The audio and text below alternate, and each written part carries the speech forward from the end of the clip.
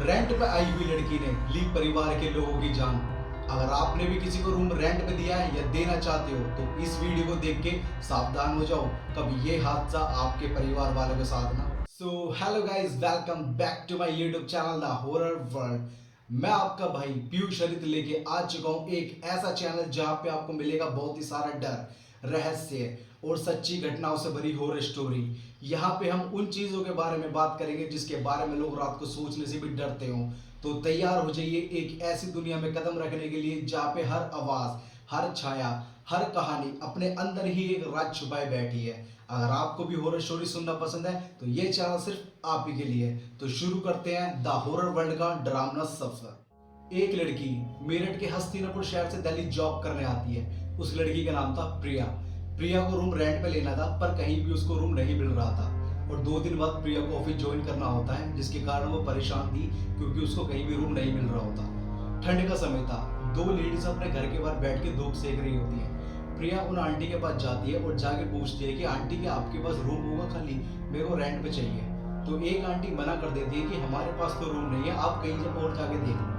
तो प्रिया बोलती है कि आंटी आपके किसी क्लोज में कोई किसी के पास भी रूम खाली हो तो प्लीज़ मेरे को बता दो, मैं मेरठ से आई हूँ, मेरे को 2 दिन बाद ऑफिस ज्वाइन करना है और मैं काफ़ी परेशान हूँ। तो इतने में ही जो आंटी बैठी थी उनके साथ में एक आंटी और थी।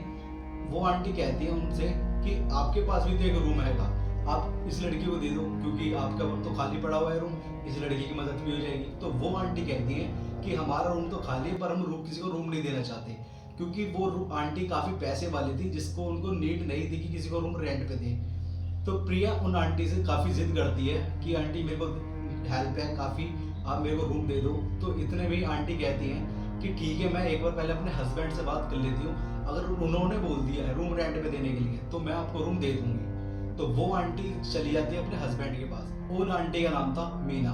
तो मीना जी अपने हस्बैंड के पास जाती हैं और जाके कहती हैं कि एक लड़की मेरठ से आई है, उसको 2 दिन बाद अपना ऑफिस भी ज्वाइन करना है और वो लड़की काफ़ी ही परेशान है, उसको रूम रेंट पे चाहिए।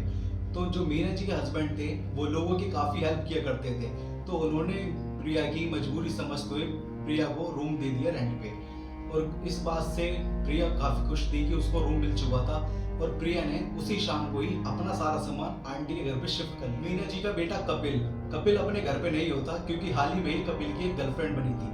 तो कपिल अपनी गर्लफ्रेंड से मिलने गया हुआ था। उसी रात कपिल अपने घर पे आता है और मीना जी कपिल से कहती हैं कि हमने एक लड़की को रूम रेंट पे दिया है, वो 3rd फ्लोर पे रह रही है।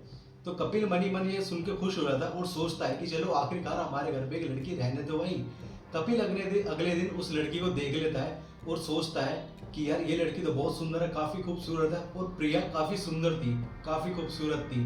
तो लोग उसको इसी वजह से काफ़ी पसंद कर लेते थे। मीना जी के हस्बैंड का बर्थडे होता है तो मीना जी कपिल से कहती हैं कि जाके प्रिया को खाना और केक दिया हो। कपिल भी जाके प्रिया को खाना और केक दिया था और फिर प्रिया भी कुछ नया नया बना के मीना जी के घर पे दे देती है और मीना जी और प्रिया की काफ़ी अच्छी बॉन्डिंग हो जाती है और प्रिया भी डेली मीना जी के घर पे आना जाना लगा रहता है। 2 महीने बाद प्रिया ऑफिस नहीं जाती तो मीना जी पूछती है प्रिया से कि प्रिया तुम ऑफिस क्यों नहीं जा रही। तो प्रिया कहती है कि आंटी मेरे को ऑफिस से 1 हफ्ते की लीव मिली हुई है, सो इसलिए मैं घर पे ही हूँ, अभी मैं आपके साथ ही रहूँगी। शाम का समय था। कपिल छत पे जाके अपनी गर्लफ्रेंड से फोन पे बात कर रहा होता है और उसी दौरान प्रिया भी छत पे आ जाती है। कपिल हंसते हंसते बात कर रहा था। प्रिया ये देख के समझ जाती है कि कपिल की कोई गर्लफ्रेंड है। प्रिया कपिल से बात करना चाहती है पर कपिल भाव भी नहीं देता और 3 से 4 दिन तक प्रिया कपिल पे लाइन मारती है। कपिल पूरी तरह से इग्नोर कर देता है। असली कहानी शुरू होती है यहाँ से। कपिल जो प्रिया से बात तक भी नहीं करना पसंद करता, अचानक ही कपिल को ऐसा क्या हुआ जो प्रिया को पसंद करने लगा और घंटों घंटों तक प्रिया के रूम में जाके प्रिया के साथ बात करनी और अपने मम्मी पापा से लड़ाई झगड़ा करना, गाली गलौज करना, वो भी बेवजह। ये बात मीना जी ने अपनी सास को बताई कि कपिल अचानक से बदल सा गया है और हमसे लड़ना शुरू कर दिया है, गाली गलौज करना शुरू कर दिया, वो भी बेवजह।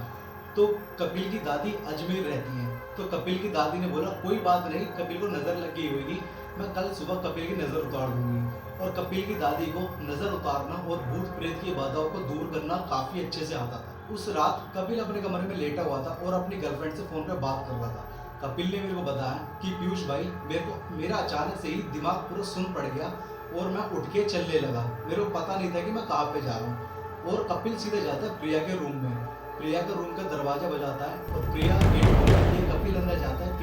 जाती है जाके अपने बेड पे और कपिल प्रिया के काफी क्लोज हो जाता है।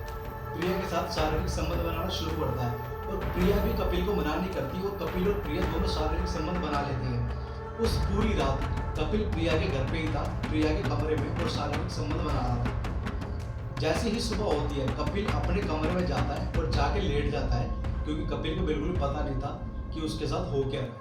अगले दिन दादी मीना जी को कॉल करके बताती हैं कि मैंने तुम तीनों के लिए पूजा करी थी।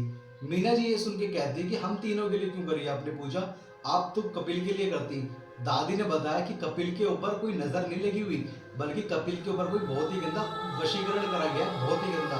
तो इतने में मीना जी सोचती हैं और दादी से कहते हैं कि कपिल के ऊपर कोई क्यों ही करेगा वशीकरण। दादी कहती है अब कोई डरने की बात नहीं है, मैंने उस वशीकरण का इलाज कर दिया है, अब कोई डरने की बात नहीं है, आप सब शांत रहो और आराम से। कपिल सुबह उठता है और उठते ही सोचता है कि ये कल रात को मैंने क्या ही कर दिया, क्योंकि कपिल को तो पता तक नहीं था कपिल के ऊपर बहुत ही गंदा वशीकरण करा गया था। कपिल सीधा प्रिया के रूम में जाता है और प्रिया से कहता है कल रात को जो भी हुआ था तुमने मेरे को रोका क्यों नहीं। प्रिया बोलती है कोई बात नहीं, तुम टेंशन मत लो, कोई दिक्कत नहीं है। तो कपिल कहता है कि तुम इस बात को भूल जाओ और इस बात को रहने दो और इस बात को अभी के अभी यहीं पे ही दबा दो। प्रिया कपिल से कहती है कि तुम मुझसे शादी कर लो। कपिल छुटते ही बोलता है क्या तेरा दिमाग खराब है, मैं तेरे से शादी करूंगा, जो कल रात को हुआ है वो तू मेरे को रोक सकती थी, अगर मैंने कुछ करा तो तू मेरे को रोक सकती थी। प्रिया कहती है अगर तुमने मेरे से शादी नहीं करी मैं तुम्हारे मम्मी पापा को बता दूंगी कल रात के बारे में। कपिल डरता नहीं है और कपिल छुप से कह देता है तेरे को जो करना है कर ले, बट मैं तेरे साथ इस जिंदगी में कभी भी शादी नहीं करूंगा।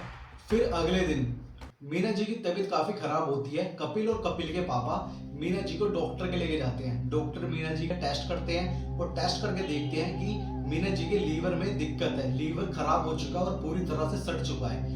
ये सुन के कपिल और कपिल के पापा परेशान हो जाते हैं और सोचते हैं कि यार अभी तक तो मीना ठीक थी, एकदम से क्या हो गया।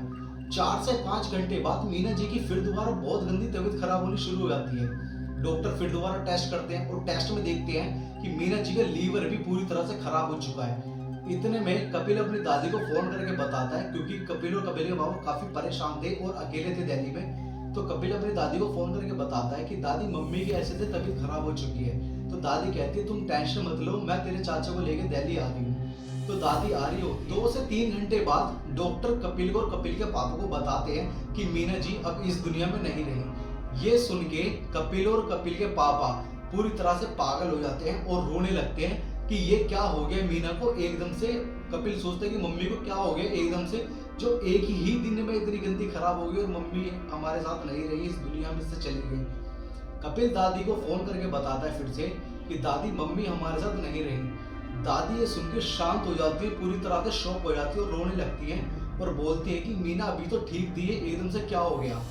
दादी कहती है कोई बात नहीं, मैं आ रही हूँ। दादी फिर आती है घर पे, फिर मीना जी का अंतिम संस्कार करके घर पे आ जाते। और ये सारे अपने घर में बैठे हुए थे। दादी खड़ी हुई थी बाहर घर के गेट पे, मतलब कि सीढ़ी के पास ही दादी खड़ी थी। कपिल ने जैसे मेरे को बताया कि इतने में प्रिया नीचे आती है और दादी कपिल से पूछती है कि ये लड़की कौन है। कपिल बताता है कि दादी ये लड़की प्रिया है, इसको मम्मी ने 3 से 4 महीने पहले रूम रेंट पे दिया था और प्रिया उस दौरान वहां से चली। दादी को ये सुन के बिल्कुल भी अच्छा नहीं लगता।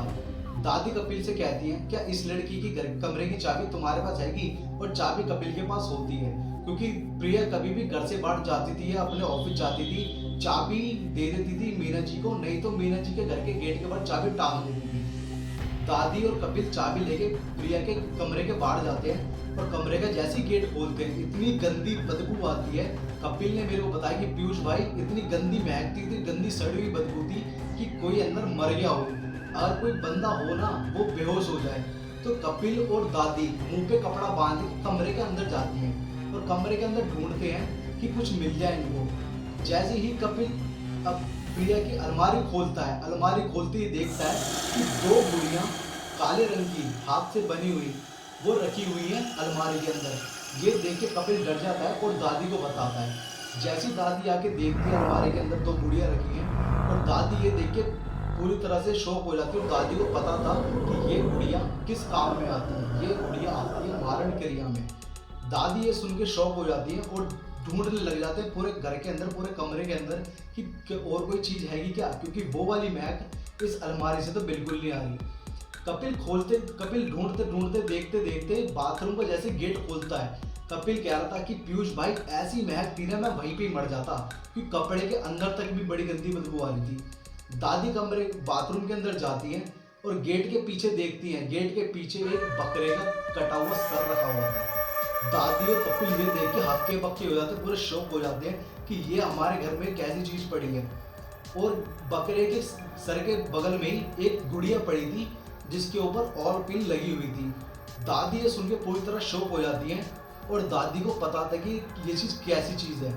दादी देखती हैं कि एक ऑल पिन लीवर की साइड लगी हुई है, जैसे कि मीना जी के लीवर में दिक्कत आई थी। और एक पिन लगी हुई थी मीना जी के, एक पिन लगी हुई थी जो डोल के किडनी की साइड, जैसे ही मीना जी की किडनी खराब हुई थी। और एक लगी हुई थी ऑल पिन सीधा दिल पे, क्योंकि उसी दौरान मीना जी की डेथ हो चुकी थी।